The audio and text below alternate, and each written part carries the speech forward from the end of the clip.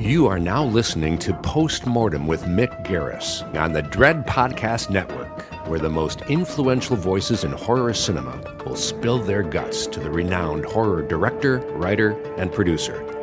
Now, here's your host, Mick Garris. From Nice Guy Productions, world headquarters overlooking the glamorous San Fernando Valley, I'm Mick Garris, and this is Post Mortem. There are many pleasures in the making of this podcast. One is the very nature of the medium itself. It is available at your whim, not on our schedule. And it is international. I regularly hear from listeners around the world. I'm able to have full conversations with artists I admire and find out how some of the most revered artists in our genre operate and create. But it also gives me the opportunity to share people and projects that I've embraced that you might otherwise not have heard of. Until the pandemic cut off world travel, for years I was afforded the opportunity to travel to film festivals around the world and discover movies that would never find screens in the U.S. I've met filmmakers from around the globe who've appeared on the show to talk about their work and have gained new fans from it, and that always makes me happy. Some years ago, I discovered a very odd, very dark English comedy show called The League of Gentlemen. Set in the fictitious town of Royston Vasey, Reece Shearsmith, Steve Pemberton, and Mark Gatiss wrote and played virtually all of the characters in a wildly original, deeply hilarious amalgam of unforgettable people and ideas. But I had to get the DVDs from Amazon UK. After Mark Gatiss left to work on Doctor Who and co-create the Sherlock series, Shearsmith and Pemberton created, wrote, and starred in Psychoville, which dove even more deeply than The League had. But for the last several years, despite both of them appearing in numerous movies and TV shows, Shearsmith and Pemberton's focus has been on their own brilliant anthology series, Inside Number 9. With its roots in everything from Hammer horror to British traditional music halls, every episode is completely self-contained and completely different from the show that preceded it. Until recently, Inside Number 9 was available on HBO Max, but it has just changed course. The first 2 seasons are available on Hulu, and all of the seasons, including the upcoming season 6, are available on BritBox in the States. Our guest, Reece Shearsmith, offers up an astounding variety of characters as both writer and performer, and this man of many talents, including as a magician, which only makes sense, joins us on the slab to give us a view into how he got here and where he came from.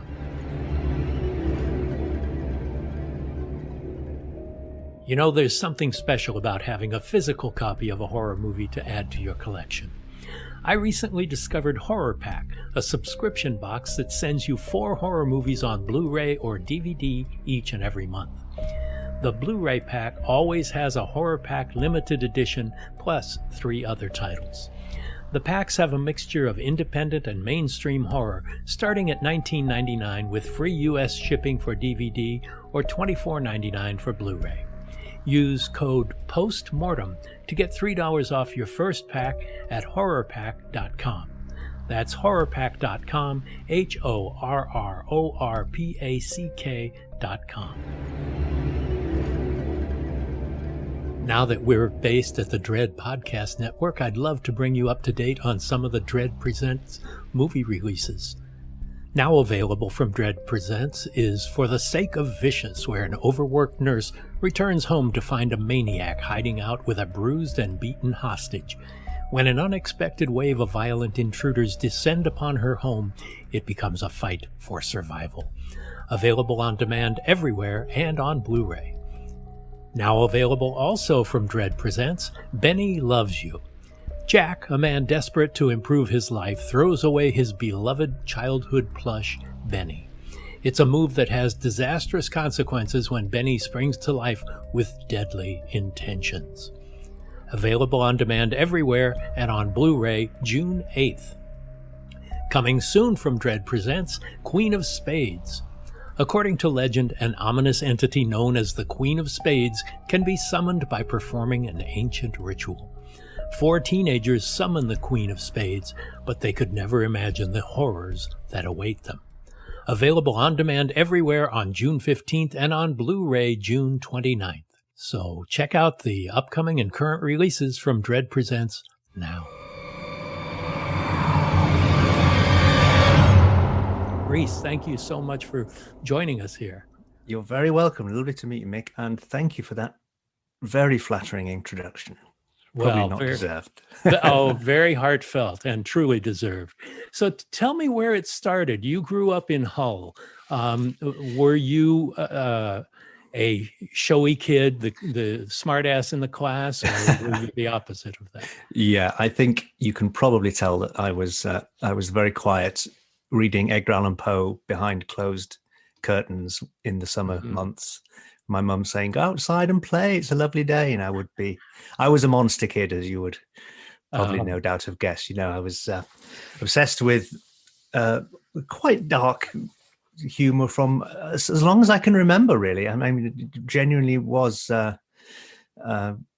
very, a quiet, shy individual with, and I would read Edgar Allan Poe and Sherlock Holmes and lots of dark stuff. And I would collect all the Aurora models, and build did them. That too, I did, eh? of course. Yeah. It's very strange how when you find people that have had the exact same childhood as you. Yeah, I actually got an award as Master Monster Maker for one of those model kits from Famous Monsters. Yes, of course. Brilliant. Well, my favorite was always the Lost Prisoner, which was very creepy when he was in the dungeon. Yeah, that was a great one.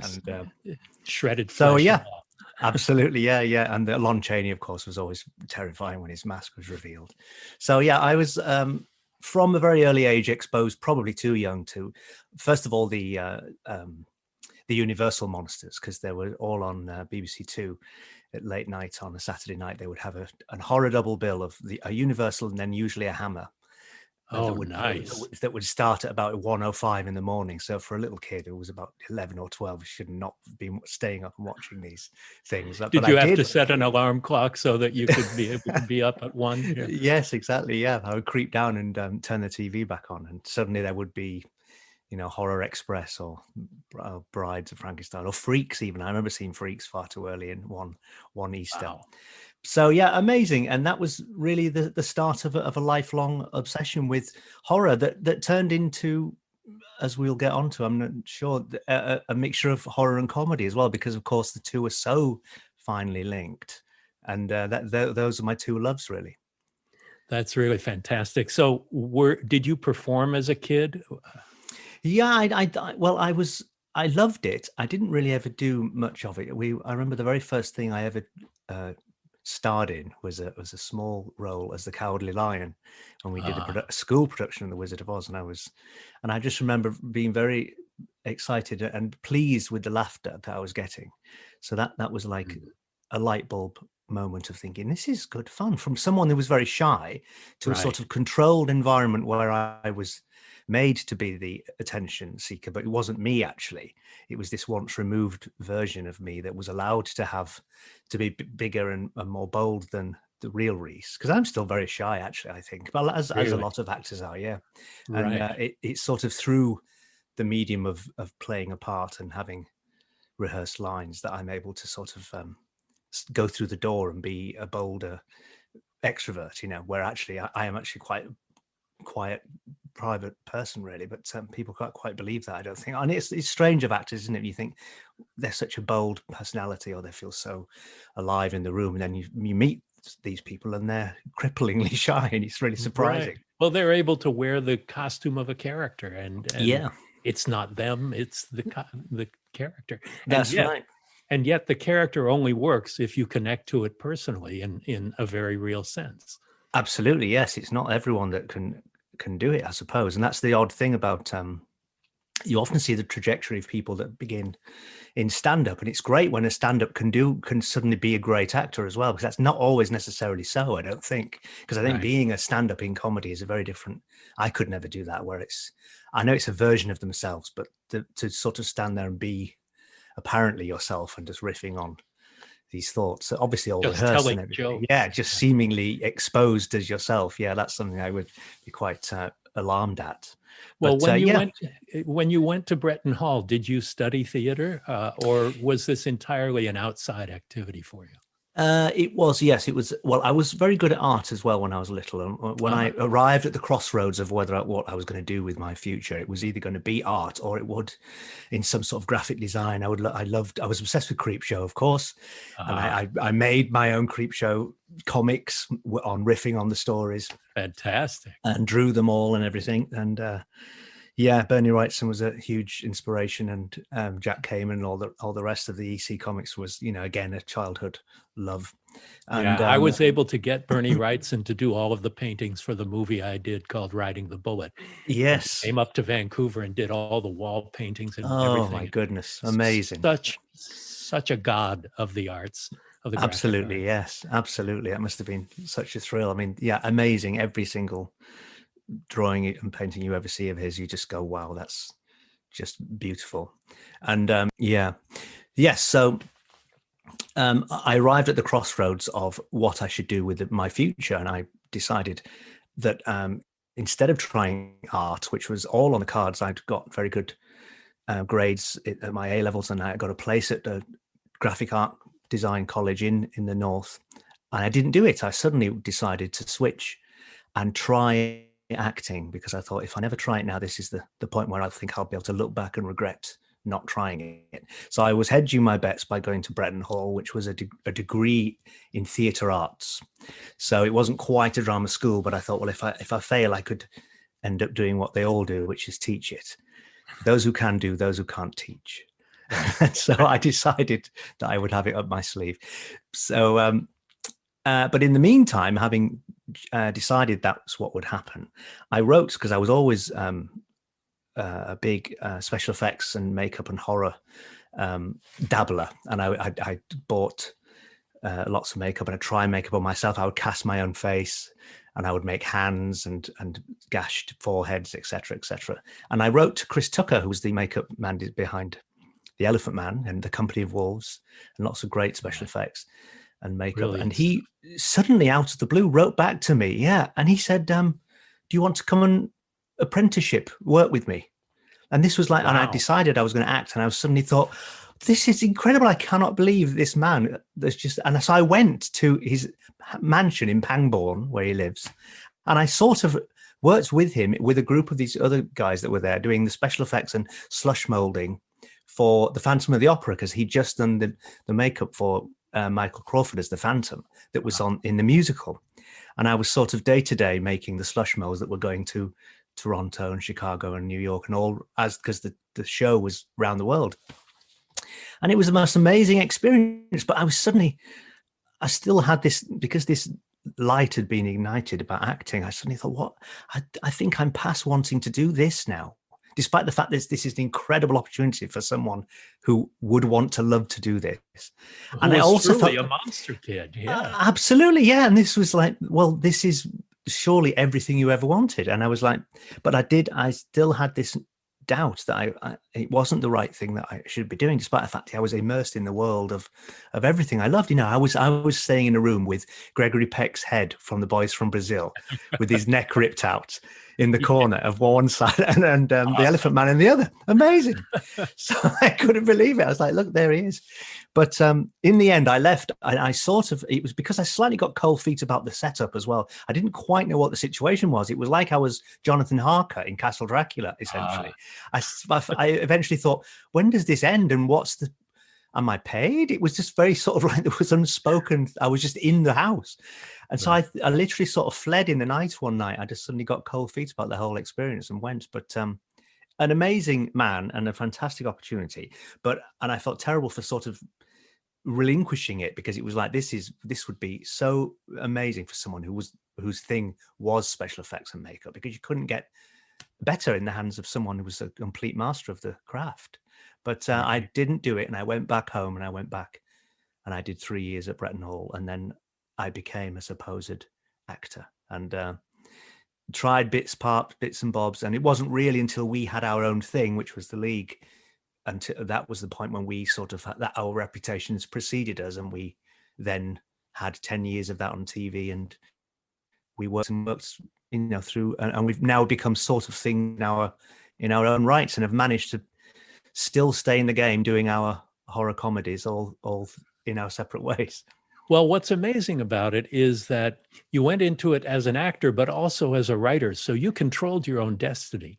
You created these roles knowing what your talents were, what your limits were, although as I see it, there were no limits to what you were able to do.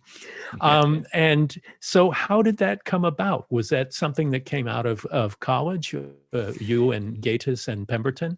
Yes, it was. Yeah, I met Mark and Steve. They were in the year above me at Bretton Hall, and I sort of looked up to them. They were the two that were doing their own stuff, and they were writing plays, and they were very funny, deeply funny people, and very talented. And so I was like the fledgling. And it wasn't really until I left Bretton that we all got back together to do stuff together. And we did stuff on the Fringe, comedy shows and sketches. But really it wasn't until, and we started writing stuff sort of individually. I shared a flat with Steve for a while after Bretton, and we were writing sketches, not really ever sure with no master plan. That was the thing about the League. It was we never had a thought in our heads that what we have to do is become famous for these sketches on the Fringe, because then we will get a TV show or get a radio show. You know, we never really had a plan. Although I sort of look back now and I recognize that we were driven because we didn't stop. It felt like we had to do it. It just was pouring out of us at that time. And it was that great time in your life, I think, that Siddhartha calls the hungry years, where you just can't not do it. And it was an exciting time. And it was the Edinburgh Festival in Scotland where we first took our stuff. Very important festival. Yeah, that was it. That was where we arrived with our 1 hour's worth of sketches that were sort of our best of. We tried them out in London over many, many months, trying different sketches, and then we honed them until we had a sort of version of the TV series that appeared on stage, and we had these characters and each one would have a returning sketch, so you'd get a little bit more about their lives. But the thing about the League on stage was that it was very slick. It was very theatrical, and we were just very drilled and regimented. And it wasn't really rocket science, but it was great. It was very well put together, because the thing we'd seen other sketch shows, and the thing that always let them down was that they were scrappy. They were in between the sketches. There was the curtains were flapping, the tinkling piano, the chairs were scruffed off the stage.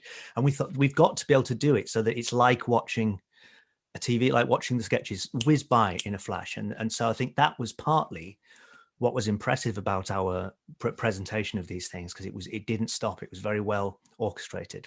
And the drilling of the three chairs, because when we did it, it was very stripped down. There was we three in our tuxedos, and Jeremy Dyson, who also co-wrote the League with us, he would do our lights, and he was fantastic at getting it all put together. And we drilled it so that it was a very slick show. And I think that set us apart as well as anything else. And the darkness of the material, we were quite out of favor as far as sketch shows were concerned. The tone and taste of comedy at the time was all stand-up, and we were a sketch show, and it was quite unusual to have, I think. But it was the League of Gentlemen, and our look, which was all tuxedos, was a sort of riff, a blackly comic sly joke to have people slightly blindsided by the darkness of our material when it looked like we were sort of an Oxbridge, very light comic troupe, and yet we were doing these quite dark sketches. So our original poster ever was we three in tuxedos, but with knives. So we had this slightly savage edge to us. So, and that was where it all kicked off. We went to Edinburgh in 1996 with our first show. We paid it for it ourselves. We did the posters, and we fly-leafed in the street where you stand there and you say, please come to our show at 5:15. And it was the most exciting time. Yeah. Yeah. And it was the time when it felt most thrilling, because it was people that didn't know us that were coming to the show, and they were laughing. And it was like, this is not our friends. They're not obliged to laugh anymore. It apparently must be funny in its own right. And that was a real eye-opener, I think, for us. So that was one of the most exciting times. And then it went to radio, and then it went to television. And what is remarkable about the television series is how cinematic it is. This is not sketch comedy anymore. There are sketches, but they all interweave in a certain sense. I mean, as the Goons perhaps begat Monty Python, maybe Monty Python begat the League of Gentlemen in that regard. But they were all strung into something that was linear, that turned into a half-hour story in this town of Royston Vasey. Can you tell me what Royston Vasey was? And a lot of our American audience is not familiar with the League of Gentlemen. So what would you tell them is the pitch for the show? Well, the League really essentially was a sketch show, but the thing that we decided to not allow it to be a sketch show and sort of be dismissed as being something quite, generic, we decided to house all of the sketches and the characters in a town. We'd done it on the radio, and on the radio it was sort of allegorical because the town was called Spent, and it was as if it was this this horrible on its knees backwater place. But we decided to have all our strange characters because they're all quite extreme and grotesque, and yet at the kernel of them all, I think, quite believable in a weird way because people connect to the characters completely. Yeah. And the way you inhabit them individually, you can't recognize the three of you in the different roles. You completely take on these other characters. Yeah, I mean, that was a great thrill as well, because when we'd done the live show for a long time before the TV came along, and when it finally came to housing and creating the characters on TV, we suddenly have to have looks for the characters and what would they look like. And we knew that we were only us three inhabiting an entire town. So we thought, well, is that going to become tiring, just seeing our faces again and again? But we managed, I think, to quite subtly change our looks. And a thrill was to hear from the editor who started editing the first series that he hadn't occurred to him until about 3 episodes in that there were only 3 of us. He thought there was about 6 or 7. So that was great. I thought, oh, good, it's working. And we were relieved to hear that it didn't just appear that we were the same 3 faces appearing in these various combinations over all of the different sketches.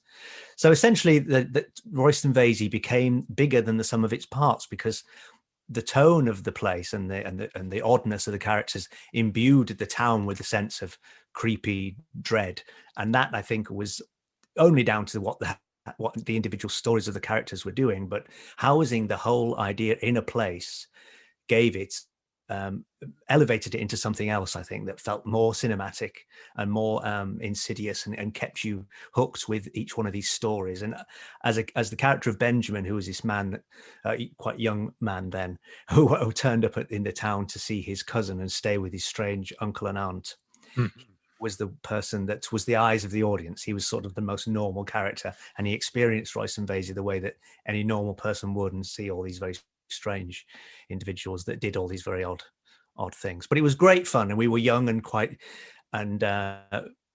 unencumbered from worry and doubt about the material, and we were just very sure of it because it arrived and it hit the ground running, and it was very undiluted us. I don't think you could do it now, but we were very sure of it, and it was unapologetic, and I think it was very undistilled us as well, and that was great because it was a strong flavor and a strong taste and tone, but you sort of couldn't argue with it because it was like, we don't mind if you don't like it. We had created our own world, and it was like, you're welcome to come in, but if you don't, we don't need you.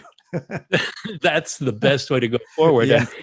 And it seems the BBC was quite generous in that regard, because this had a vision. It may have been 3 men's vision, or possibly 4 counting Dyson, Yeah. but it is so obviously pure and undiluted by executive input. Was that rare at that time?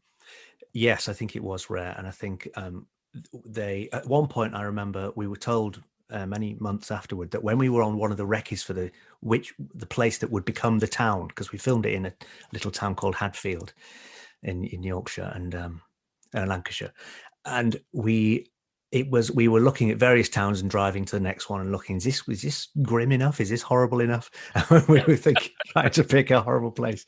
And apparently halfway through that day, it was all off. The BBC had got complete cold feet, and they'd said, we're not doing it. It's actually decommissioned, but you can carry on with them and see the day out and see but our producer was in the car with us looking, had got a call saying it's not happening. So but they managed to salvage it somehow from the ashes, and they did. We've had a lot of champions in the room. You know, that's what you need when you're making TV, I think, or anywhere where you have someone that's in with the people that are there to say yes. arguing your case for you, because you're not always in the room with them. And it was great that we had such champions in John Plowman at the time, who was the exec, and he just said we should make it. It's not like anything else, and that's a good thing. Yeah. So it was great to have him. How great. Well, here you've established yourselves as this troupe of multi-talented actors who can play any number of types of characters. And suddenly people are offering you acting jobs to be an actor for hire. Tell me how that felt after being entirely in control of what you were doing. Well, yes, that was the surprise, because, as I say, we never had a plan that it certainly didn't. I know we were driven. Mark was very good at doing the meetings. I was always very shy and didn't really ever want to push myself forward, but it happened, and we got a TV show. We had 10 years of the league on TV, and over time we became known for that. And in our own rights, I think people saw the show reel that was all us playing all these different parts in the league, and it was like, well, look at these actors. So yes, we started getting offers of acting work, and that was when it felt like, wow, this is really been a platform, a stepping stone onto other things, because we're now recognized in the way that when we were individuals trying to get acting jobs and not in charge of our future, that we never got them. It was so hard. We were one of many people, but this thing that we'd created was there for all to see then. And so we suddenly had people saying, can we get Reece from the league, or do you think we could get Mark? And it was a lovely thing to have that already in the room when we arrived, because it was like you've seen the sort of thing I do, and it eased the passage of people knowing what you do, because you've only what it's like when you go in for an audition or something. I never get anything from an audition. I don't think I ever have, but so it was great that that was there, and it emboldened me to think, yes, I can do it, and you've seen what I can do, and I just felt a bit more assured about being an actor for hire. And I love being in other people's things. It's great. You have no pressure. It's not your baby. I go in, I'm the best I can be, and then I leave at the end of the day without the worry of this thing eventually looming into the world and you being to blame when they don't like it. Having been such a chameleon on the show, were there ever times when people go, oh, this is what Reece looks like? Yes, I think so. Yeah. I still now am surprised people that anyone recognizes me, because I never really look like I look, but they always are very nice when they meet, if they see me and spot me, because it means they really know me, because they've seen behind the mask. They can recognize, oh, that's that guy from the local shop. Which when my nose is up there, that's when they spot yes, me. There's nothing for you here. Yeah. Yes, that's right. The most recent thing I've seen that as we are recording this is currently in theaters in Los Angeles is the Ben Wheatley film In the Earth. Yeah, and I loved the film, and your performance is so surprising that I didn't even know it was you until the first credits immediately after the film plays.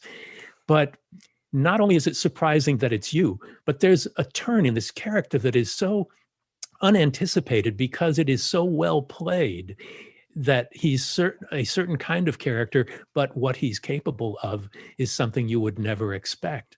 And I don't want to give anything away to people who haven't seen the movie yet, but that must have been quite a demanding but really fun role to play. You have very long hair and a very long beard. Yeah, it was great. And I remember during because it was all filmed during August last year, right at the height of the pandemic, and it was a thrill to be doing anything. It was quite scary, but it was all outside, and we were all tested every day, and it felt very safe, and as safe as you could be. But I think we genuinely were one of the first productions back out trying to do it. So the very act of doing it felt like such a ray of hope that it could be possible to do things, And Ben had written this thing in the lockdown, and he told me about Zach, this character that lived in the woods, and his mysterious presence. And I remember one day I turned to him as I was having just done a take of wildly running through the woods, hacking at this undergrowth with a huge axe. And I said, thank you for writing this for me, Ben, because it was such a thrill. I was doing my Jack Torrance. It was the best thing in the world. But yeah, it was great. And it was a nuanced, I hoped, the thing I wanted to get right with Zach was that it wasn't as, he could have been a bit more flagged as far as what he was capable of, and Right. the trajectory of the character. So I thought the most terrifying sort of, the thing that I thought would be more frightening would be if he was so reasonable. Yeah. It's Well, very the difficult to humanity. argue with him. Yes, yes. His So humanity is so evident, and you make it so clear. Your performance is very subtle in that regard, that when the twist comes, it's genuine. And we're probably fucking it up for people right now. Yes, yeah. But the movie is wonderful. It also brings to mind that you have worked multiple times with directors like Edgar Wright. You worked on Spaced, and then you worked on a couple of his other movies. Yeah. So tell me about that shorthand. I know I have favorite actors that I like to work with repeatedly, and it's a joy to be on set together and collaborate in ways that are so much simpler and more fun than with people you haven't worked with before. Absolutely, yes. I mean, it's one of the great treats when you work on return to work with people that you just get on with. There's such a, like you say, a shorthand, and you arrive at suggestions and thoughts, and you're free to try stuff out because you feel emboldened to try stuff out. You feel safe in the hands of the mutual respect that you have for the person, because you think, I'm not going to feel foolish to try this out or even suggest it. Sometimes you feel like you're trying to second guess the person if you don't quite know them well enough to be able to just have easy passage, to be able to just talk freely, and you're slightly more. There's nothing worse, I don't think, doing the number nines. We talk about that in any production where you don't feel any sort of atmosphere over it, or slightly dampened or meek relationship that you have. You want to be absolutely be able to speak your mind and delve deeper and feel. And I love it when a director makes me do something where I would never have thought of it, or pushes me into a direction where to make me better. That's what I want. Yeah. And I'm very happy to have anyone to say, why not try it like this? Because and I love it if I feel like, yes, that's not what I would have done naturally. And so that often feels like you're opening a door that you've never been in, into a room you've never been in before. And that's thrilling. And the same in the reverse, to have an actor bring something that you don't expect, especially if you're a writer director. They bring something in that's better than what you had in mind. Oh, hallelujah. Yes, absolutely. Yeah. It is fantastic. Yeah. And that's, I think that's the difference maybe of people. I've worked with some people that have a ceiling of where they want to be, and they're very rigid about what script is that they've got, and that's that, and you will not deviate from one dot and I think, well, why put a lid on it? Everyone could bring something to this, and it could be elevated, and clearly that's the better place to be, because all you want is for it to be better and better and better. So take every idea, every magpie that you can get, and put it all into the hat, because I don't know everything. I'm not Orson Welles, just sort of like deciding every hat is I own every hat. So it's thrilling to work with. And Edgar is a prime example of a great director who's fun and lets you feel very free. And Ben the same. I've worked on 3 of Ben's films, A Field in England and High Rise. And again, he's always very open to any new trajectory that you may bring, or new difference. And you don't mind when he says that's great, but maybe one where we turn it down a bit, or right. let's go for a mad one, so it's fantastic to feel that he's got all options. And it's great that both of these directors seem to have a real affection for the genre as well, for the horror genre too. Yes, absolutely. Yeah. I mean, they see it for what it is, it always the terrible thought that, I mean, I think maybe less now, but my teen years was always had a tinge of like, do people find the horror genre like risible? Is it a derided genre, which is always very strange? And I think, why is that? And I have a theory that it's to do with, and I've said this before, the relinquishing of emotion. Because I think reviewers oftentimes they have to stand over and outside of the thing that they might be reviewing and critiquing. So and they have to be dispassionate and impassionate. It mustn't have worked on them, otherwise they will have felt some things. And with horror, you have to feel it, and you want to have an engagement with it. And I think maybe that puts them in a weaker position, because if they have felt something, or if it worked and it got to them and they were frightened, then somehow it's actually got they're in the thrall of the filmmaker's raison d'etre, and that's difficult for them to sort of relinquish the power of the critic. So they've got to stay outside of it and look down on it. And that's often the thing I think about horror. It's like they can't allow it, and therefore the same with comedy. Yes, exactly. Exactly the same with comedy. They are seen as gutter genre because they are so visceral. Exactly, yeah. The response is physical. Yeah. Yeah, exactly that. Yeah. You said it in one sentence. I've been babbling on for 20 minutes. That's exactly right. Exactly right. Yours was much more entertaining. No. But the whole case of Inside Number 9, I've created a couple of anthology shows, and I love the beauty of something entirely new each week. Yeah. Yours, you're about to be launching your 6th season as we speak now. They've all been made, and every one of them is completely different from each. And it's not afraid of being sentimental. It can go anywhere. It doesn't have to be a horror story, but there's almost always dark elements to it. And the beauty of this, it seems like the ultimate job for a creator, for an actor, for a writer, to be able to be completely free, whatever the hell you want to do, you're going to do it. And you have a friend, a partner in crime to do this with. Tell me about how that came out of League and then Psychoville and then into Number 9.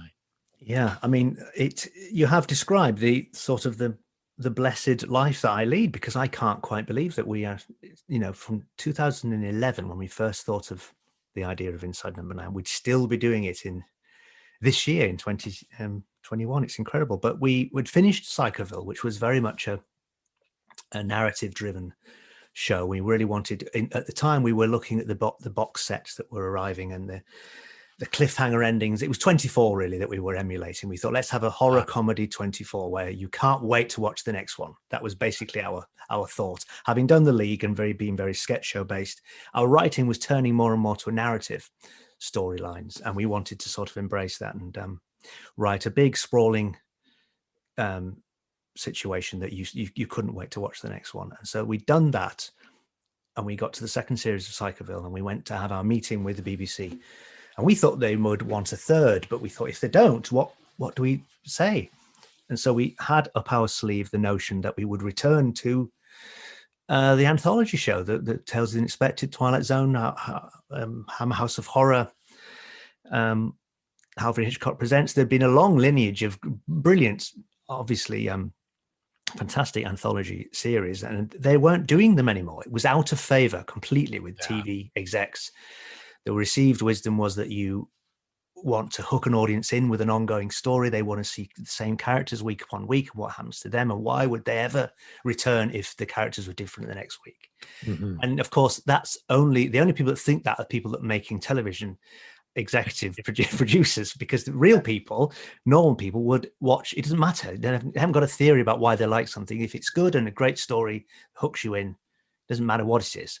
So we just thought there is room in the world for a great anthology, each week a different thing. We were thinking of the world of Saki, and we just thought there's worlds where we can just the power of the word and little play for today's. The BBC Two had a great lineage of these shows that used to be on, and there were one-off stories. Thriller was another one, Beasts, Nigel Neal, and we thought we'd love to be able to do that and just have a little troupe of actors that come in, do these shows.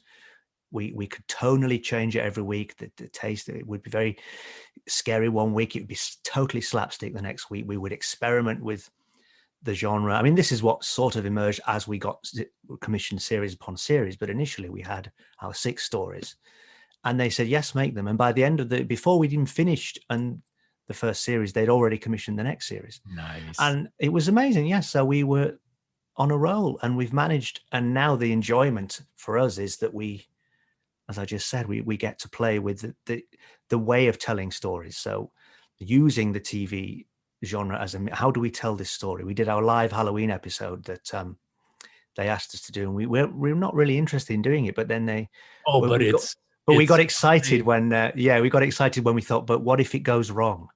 And that's the thrilling part. So suddenly we were able to have fun with playing So this is supposed ourselves. to be live. This is Yeah. supposed to be live, the Halloween show, and it starts going way wrong. Yeah. And viewers tuned out. They That's didn't right. understand. Tell me about that. Yeah, well, we went on TV and we promoted the show, and we said we were doing this live episode and it was going to be 5 cameras, and who knows what's going to happen, but let's hope we get through it. And in that way, that when you do see that these shows do attempt these live events, viewers only watch because they want the actor to fluff his lines, or some furniture might get knocked over. So we thought, well, the expectation of that will be all over it. But then we filmed the Halloween special, or we said we did, at Granada Studios in Yorkshire, which actually wasn't, we couldn't get it in the end, but we said we'd filmed it there because Granada Studios has apparently got this history of being haunted. And literally like in Stephen King, like on a burial ground. So we thought, well, this has to be the perfect place to try to attempt a Halloween special with Inside Number 9, and the ghosts don't want us to. So that was the ultimate backstory. And so we began the show, and it was fine. It was like a typical Inside Number 9. A man finds a phone in a graveyard, and it rings, and this person is speaking to him. And then the sound cut out. 9 minutes in, the sound cuts out, and everyone was like, oh no, it's going wrong. And then it came back, and then it went again. And it was the most awful thing to watch. When I watched it back, it was one of the most tragic things, because it was like you felt so sorry for us, because it was like all this planning and it was going wrong. And then eventually it completely breaks down, and the BBC Two announcer comes on and says, we're very sorry, we can't get back to it tonight. Here's a repeat of an old Inside Number 9. And then an old Inside Number 9 came on, repeated. This is when everyone turned off, because they thought, it's gone wrong, forget it. A fifth of the audience at this point, Mick, turned off. But if they'd stayed a few, no, I loved it because I thought we've done it. We've managed to make them believe it's really happened.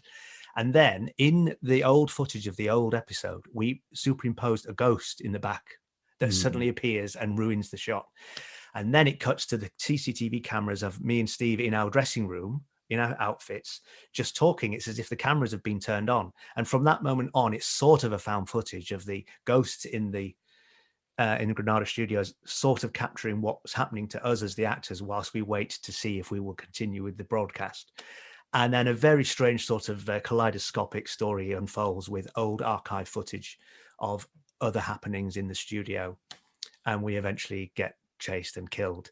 And then our Wikipedia pages were both changed to died 31st of October 2018. It's just great. Awesome. It was great fun. Yeah. Have you seen the Japanese film One Cut of the Dead? No, I haven't. Oh, it's amazing. Wow. You think you're seeing one thing for the first 20 minutes, and then it's very reminiscent of what you did. Oh, wow. I must see it. Yes, I shall put that down. The BBC has a tradition that we don't have here in the US of the Christmas ghost story. Yeah. And tell me how that inspired your own Christmas ghost story on number 9. For the Devil of Christmas. Yes. Well, all of the M.R. James ghost stories were in the 70s and 80s. Became a tradition, as you say, that Lawrence Gordon Clark would film these to spectacularly terrifying effect. I think there's some of the greatest, scariest television made in these adaptations. And Mark Gatiss now actually is sort of bringing back the tradition. He's done a few himself and managed to persuade the BBC to bring it back. It's such a lovely thing at Christmas to get another ghost story. Yeah. And we thought it'd be great to do a, not particularly homage to that, but we wanted definitely to, it occurred to us one day that the lineage of our Inside Number 9 had come from Tales of the Unexpected and early 70s and 80s anthology shows. And we thought, let's do one that looks like it's an archive footage. It's a lost episode of something that was of the time. Because what happened was we were thinking of a story for Krampus, the legend, the Austrian demon, anti-Christmas, Father Christmas.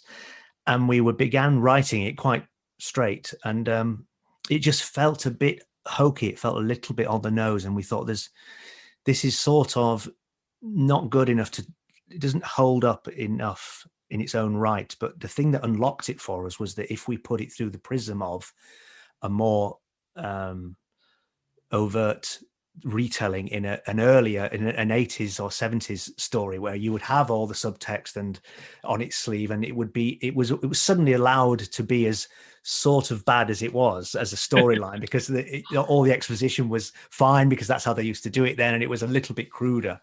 But the fun part was sourcing original late 70s, 80s cameras and sound equipment, and indeed cameramen who were all in their 80s, to come and film it for us. So it was absolutely authentic. And we managed to film this thing and then put it back through onto old videotape, and make it look terrible, do it in 4:3. And it was a joy, because it was completely authentic. And one of the greatest sort of acts of restraint was on our part was we didn't make it too bad, because we had booms dropping in and slightly off stuff.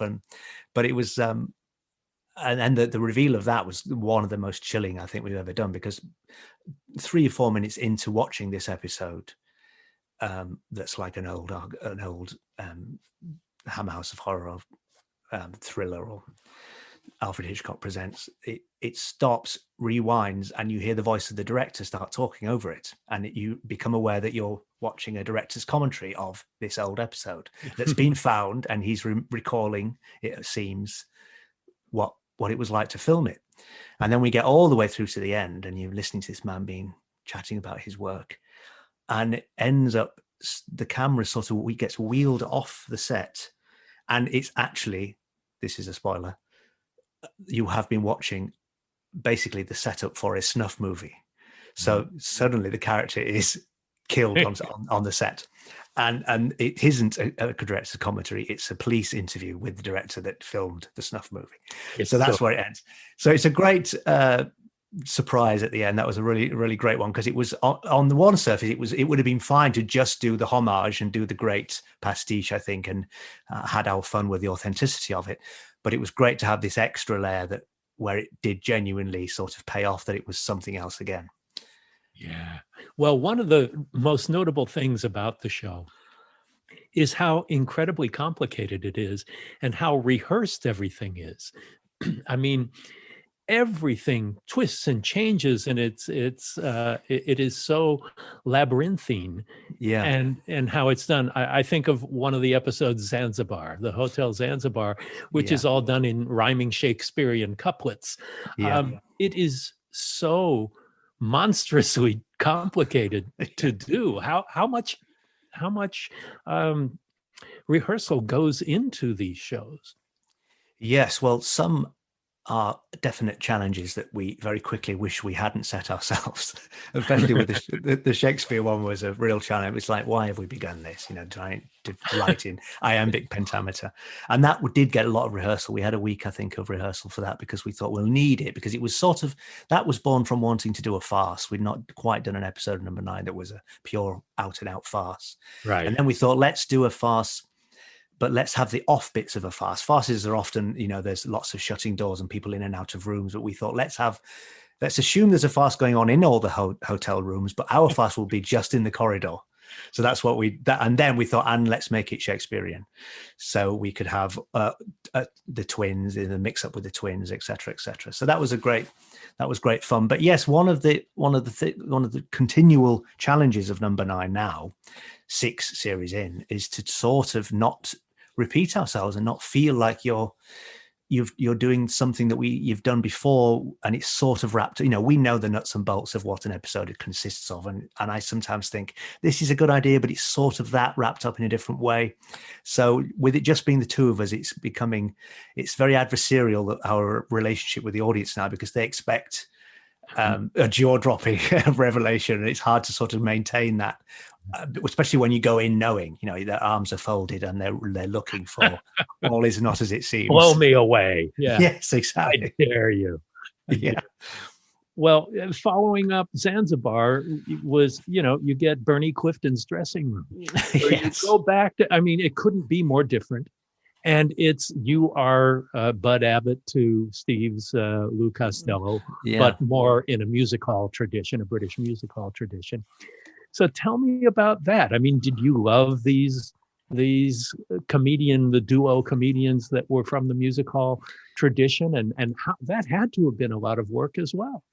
Yeah, that was that the initial idea for Bernie Clifton's dressing room. Bernie Clifton, for the US listeners, is a British sort of vaudeville variety act, and he had a funny thing where it appeared that he would sit on an ostrich, and his legs were the feet of the ostrich, and he would just ride around. It seemed, that was his act. That was all you needed to do apparently in the 70s to create a huge following. But very fondly remembered. And we wanted to do, initially, I said to Steve, we should do a two-hander. We've never done an episode where it's just us two. Yeah.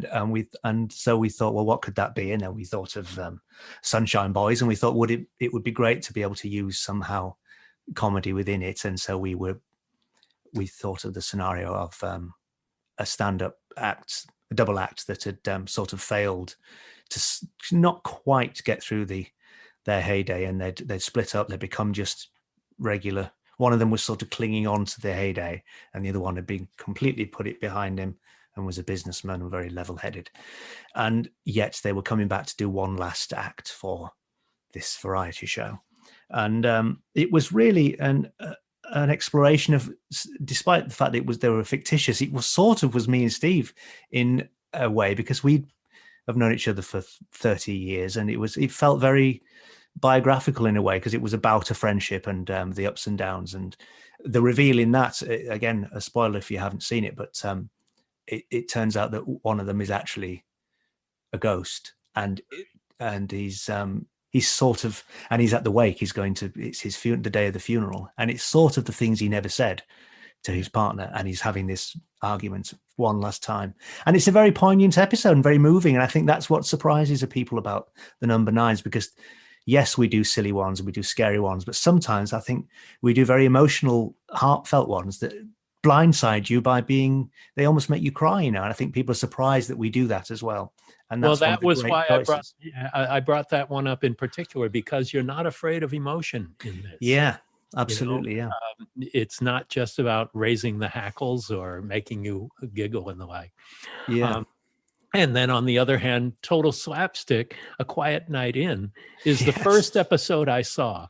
And the first time the lights come on, I was on the floor. I mean, it's so beautifully choreographed and played out. And so you must work very closely with your director on the show. Yeah, that one was a very, very detailed exploration of that house. Certainly, we'd written the script, and then we had to find the house. It wasn't the other way around. And we thought, let's go and find this place that has to house all these events, because the script was 18 pages of stage direction. We began writing it. We thought, wouldn't it be good to be able to do not particularly a silent episode, but there's a reason to have to be silent because they're robbing the house. So it was sort of by accident we're in silent movie territory. And we thought it'd be great. No dialogue. And we thought it'd be great if we could, maybe get the first 10 minutes where we don't speak. And we did it. And then we thought, can we actually get to the end without ever speaking? And that was then suddenly we had to do it. So, and it's really, really hard to continually write stuff that allows the story to unfold visually. You suddenly realize how brilliant these silent comedies were for giving you story, and it all just being visual cues. So we managed to do it. Then we found the house, and it was a very long particular day. I remember very clearly going through the house with David Kerr, the director, and looking that we could do it in all the shots that we would need, and I could hide behind it when the argument happens outside with the couple, and we're inside trying to steal this painting. The whole thing was about trying to steal this ludicrously silly painting that was white but apparently worth a fortune. And yes, and it became very, very silly. We had some great visual gags with a huge dog and a small dog, and it just became a ballet, really. And we rehearsed that for a while, but it was all night shoots because it was a one hot summer, and we filmed it in this box that was a glass, very huge modern glass house, which was difficult for all the wrong reasons, with all the reflections. But the first gag we came up with was one of the great, that was sort of kicked off. We thought I can imagine that being very funny with the security lights coming on as they're trying to creep toward the house like grandmother's footsteps. And they're frozen. Then we stop and then they go off again. Yeah, it was great fun. Yeah. Who were your heroes? The authors, the filmmakers, the playwrights. Who are the people that really seeded your imagination? Oh, I think I mean a lot of it was comedy, but a lot was documentaries as well. I think I remember and all the great comedy actors that were great but were good at comedy, like Peter Sellers and Leonard Rossiter and Ronnie Barker, and writers Alan Bennett and Victoria Wood were great influences on our northern voice, because they had a very particular way of speaking. And plays, I think Harold Pinto was a great inspiration, because he was doing the dark thing. That was a very intriguing voice as well to me as a young man. And Edgar Allan Poe for the horror side, I never strayed away from him. Obviously Stephen King still is the greatest. He looms large, and I always think of how he creates horror with the people of his stories, and that's the thing of it, isn't it? That's where your true horror lies, that the ghost isn't in the scary looking castle, it's in the radiator. And it's that modern thing, where you think, that's my house, that's where I could live, and suddenly everything is, the stakes are far greater, because you recognize yourself and those people. And so that's, I think, when you get it right, when you stay in the land of in the reality of the world, and that's all, and then it's funnier and it's scarier, because it matters, and you recognize the people for humans. Sometimes the worst is the human monster. Absolutely. One of the most impressive things about Number 9, and about you and as Steve as artists, is that the artistry is pure. You're constantly challenging yourselves. Is there anything that you haven't done yet that you're chomping at the bit to do? We wrote a script that we wanted to do that was a full-on musical. Oh, wow. And that would have been great. We sort of did something that scratched the itch of it with our episode that was set in a karaoke booth, because we sort of, in that story, the storytelling was projected and helped via the lyrics of the songs that were being played in the karaoke booth. So the characters were accidentally moving the story forward with the lines they were singing. But this was a full-on musical episode that was too expensive to do. It's such a big ask to and we are scuppered constantly by budgetary means. I mean, in one way it's frustrating, but in another way it has unlocked our invention, because we still operate with such tiny budgets that we think, well, all right, we can't do this, but how could we do it if apparently we've got no money at all? One of the episodes last season was about two policemen in a car doing a stakeout, and that was a very successful one, I think, in the end. But it was written in a week, because they suddenly said, we haven't got the money for this episode you've written. Have you got another one in a drawer? They always think we've just got a pile of them in a drawer, like the Coen brothers. Yeah, of course, here we go, have that one. So but it was, and we basically wrote the cheapest thing we could think of, which is two people in a car talking to each other. And yet, of course, it looks great in the end, and they spend money on it, but nevertheless, it was like a radio play. But the invention of it, and then the story that comes out of it, was I don't know if you've seen that one, Mick, but that's a really good one. Yeah. And well, I'm not going to spoil a third storyline, but and that was nice, because it was just it felt like from the ashes of despair of not having the money, we thought of something that may not have happened had we made the other one. So sometimes the constraints are the thing that liberates you and makes you think, well, how do we do it then? The 9s are very difficult to write, because you rob yourself of the exposition time, because we never go anywhere, and often they're often real time, and you stay in the room, and it's very hard to keep, as you know, to keep conversation going and not apparently speak any exposition and hide it is very difficult. So that I think has helped our writing skills, certainly in the execution of these stories.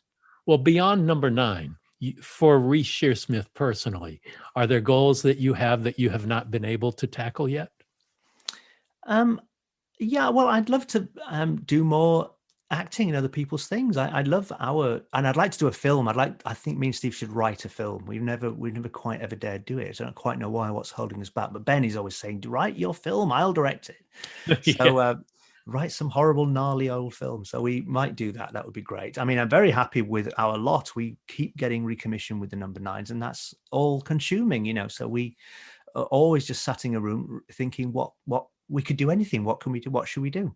And that's a joyous thing, but also terrifying, because you do start to think, what I need to, the well needs to be refilled a little bit. Let me go away for a while. I just did a lovely job with Fox Searchlight with a murder mystery with Sam Rockwell and Saoirse Ronan and Adrian Brody, and that was a fun thing to do. It was all set in Theatreland in the 1950s around the 100th performance of The Mousetrap. So it's a very meta Agatha Christie, which is fun to do. And that was nice. That just came along, and I was just an actor in it. Now I had days where I was just arriving on the set and I had no responsibility other than being the best I could be, and I went away again. But yeah, I would just like to be thought of for more films, and I'd love to do more horror. I love horror films, and I'd love to be in I always wished that I could have been a murderer in Columbo.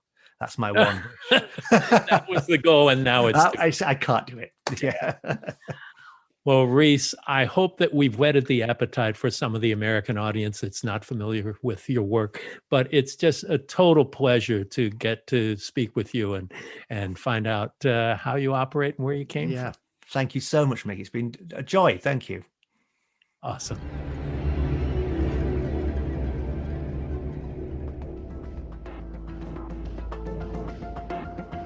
Thank you for listening to Post Mortem with Mick Garris on the Dread Podcast Network. Download new episodes every Wednesday and subscribe on Apple Podcasts, Spotify, or your favorite podcast app.